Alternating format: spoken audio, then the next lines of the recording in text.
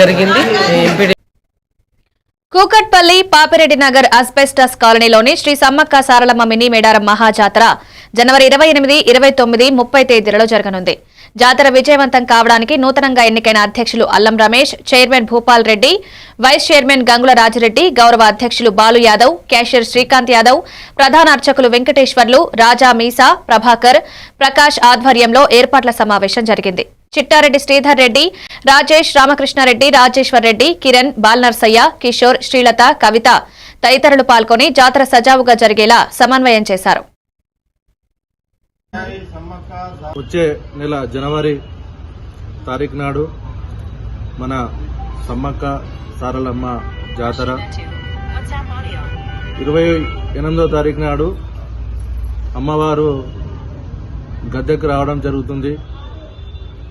29వ తారీఖు నాడు అమ్మవారు గద్దెకు రావడం జరుగుతుంది. ఈ కార్యక్రమము మన యొక్క పాపిరెడ్డి నగర్ ఆస్బెస్టాస్ కాలనీ, షేర్లింగంపల్లి నియోజకవర్గం, ఇటు పక్కన కుక్కడపల్లి నియోజకవర్గం, అటు కుత్బులాపూర్ నియోజకవర్గం, మన గ్రేటర్ హైదరాబాద్ లో ఈ అమ్మవారు సమ్మక్క సారలమ్మ అమ్మవారు ఇక్కడ వెలవడం జరిగింది. మరి ఈ అమ్మవారు వెలిసి 5 సంవత్సరాలుగా అవుతా ఉంది. ఇక్కడికి ఒక 2 పెద్ద జాతరలు, 2 చిన్న జాతరలు ఇక్కడ చేయడం జరిగింది. మరి ఇక్కడ అనేకమైన భక్తులు ఇక్కడ రావడం జరుగుతుంది. 300 కిలోమీటర్ల దూరంలో పోలేటటువంటి భక్తులు అమ్మవారికి ఇక్కడికి ఈ పాపిరెడ్డి నగర్